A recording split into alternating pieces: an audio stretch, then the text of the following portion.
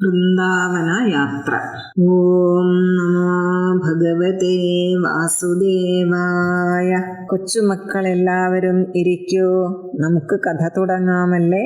എല്ലാവരും ശ്രദ്ധിച്ചു കേൾക്കണേ. ഗോകുലത്തിൽ നന്ദരാജനും യശോദാറാണിയും ജ്യേഷ്ഠത്തി രോഹിണിയും പിന്നെ എല്ലാ ഗോപന്മാരും ഗോപികമാരും പേടിച്ചിരിക്കുകയാണ്. എന്തിനാണെന്നോ, ഗോകുലത്തിൽ എപ്പോഴും രാക്ഷസർ ഓരോ ആപത്തുകൾ ചെയ്തുകൊണ്ടിരിക്കുകയല്ലേ.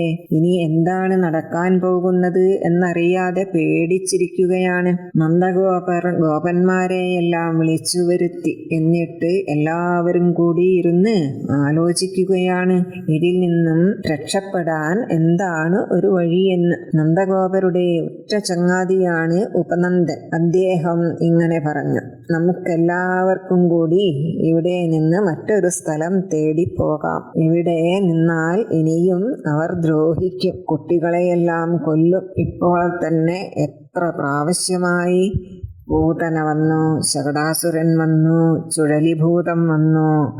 ഇപ്പോൾ മരങ്ങളെല്ലാം വേരോടെ പിഴുതെറിയാൻ തുടങ്ങിയിരിക്കുന്നു. ഇത് കേട്ടപ്പോൾ എല്ലാവർക്കും ശരിയാണെന്ന് തോന്നി. പക്ഷേ ഒരു കാര്യം, നമ്മുടെ പശുക്കളെയെല്ലാം എന്ത് ചെയ്യും?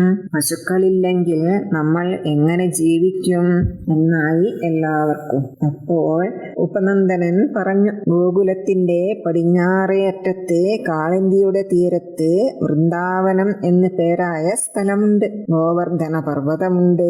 നിറയെ ചെടികളും പുല്ലും മരങ്ങളും എല്ലാം തിങ്ങി നിറഞ്ഞ സുന്ദരമായ ഒരു വനപ്രദേശമാണ്. നമുക്ക് ഇവിടെയുള്ള എല്ലാ ഗോകുലവാസികൾക്കും അവിടേക്ക് പോകാം. പിന്നെ നമ്മുടെ ഗോക്കളെയും നമ്മൾ വളർത്തുന്ന എല്ലാറ്റിനെയും കൂടെ കൊണ്ടുപോകാം. ഇത് കേട്ടപ്പോൾ നന്ദനും ശരിയാണെന്ന് തോന്നി. ബലരാമനോടും കൃഷ്ണനോടും നന്ദഗോപർ ഈ കാര്യം പറഞ്ഞു. ചെറിയ കുട്ടികളാണെങ്കിലും അവരുടെ അഭിപ്രായവും അറിയണമല്ലോ. ബലരാമനും കൃഷ്ണനും വലിയ സന്തോഷമായി. പക്ഷേ ഗോകുലവാസികൾക്ക് ഗോകുലം വിട്ടുപോകുന്നത് ചെറിയൊരു സങ്കടം. കാരണം കൃഷ്ണനും ബലരാമനും മറ്റു കുട്ടികളും അവിടെയെല്ലാം ഓടിക്കളിച്ച് എല്ലാവരെയും സന്തോഷിപ്പിച്ച് നടന്ന സ്ഥലമല്ലേ ഗോകുലം. അതുകൊണ്ട് എല്ലാവർക്കും ചെറിയൊരു വിഷമം. എന്താ ചെയ്യുക? പോയല്ലേ മതിയാകൂ, ഇല്ലെങ്കിൽ അസുരന്മാർ വന്ന് ഉപദ്രവിക്കുമല്ലോ.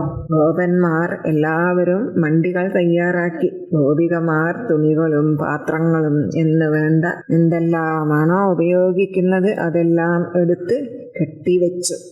എല്ലാവരും സാധനങ്ങളെല്ലാം വണ്ടിയിൽ വെച്ചു.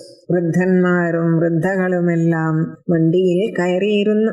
യശോദാറാണിയും രോഹിണിയും കൃഷ്ണനും ബലരാമനും അവരുടെ കൂട്ടുകാരും വണ്ടിയിൽ കയറി. പശുക്കളെയെല്ലാം മുൻപിൽ കൊണ്ടുപോയി. പിന്നാലെ ഇവരെല്ലാവരും പോയി. ഗോപികമാരും കുട്ടികളെല്ലാം കൃഷ്ണന്റെ ഓരോ കളികളും പാട്ടുകളാക്കി പാടുകയാണ്. എല്ലാവരും വലിയ സന്തോഷത്തോടെ പാട്ടുകൾ ആസ്വദിച്ചു പോവുകയാണ്.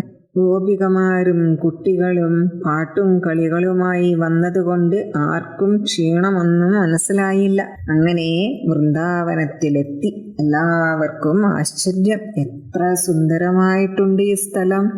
പശുക്കൾക്ക് മേയാൻ അതാ ഗോവർദ്ധന പർവ്വതമുണ്ട്. എല്ലായിടവും പച്ചപ്പുല്ലും പൂക്കളും കൊണ്ട് നിറഞ്ഞിരിക്കുന്നു. ബലരാമനും കൃഷ്ണനും സന്തോഷമായി. ഗോകുലത്തിൽ ഒരേ സ്ഥലത്ത് ഇരുന്ന് മടുത്തിരുന്നു. കുട്ടികൾ അങ്ങനെയാണല്ലോ, വേറെ വേറെ സ്ഥലങ്ങളിലേക്ക് പോകുന്നതാണല്ലോ അവർക്കിഷ്ടം. ഗോപന്മാരും ഗോപികമാരും ചേർന്ന് താമസിക്കാനുള്ള കുടിലുകൾ കെട്ടിയുണ്ടാക്കി താമസിക്കാൻ തുടങ്ങി. ഇങ്ങനെയാണ് ബലരാമനും കൃഷ്ണനും വൃന്ദാവനത്തിൽ എത്തിയത്. സർവം കൃഷ്ണാർപ്പണമസ്തു.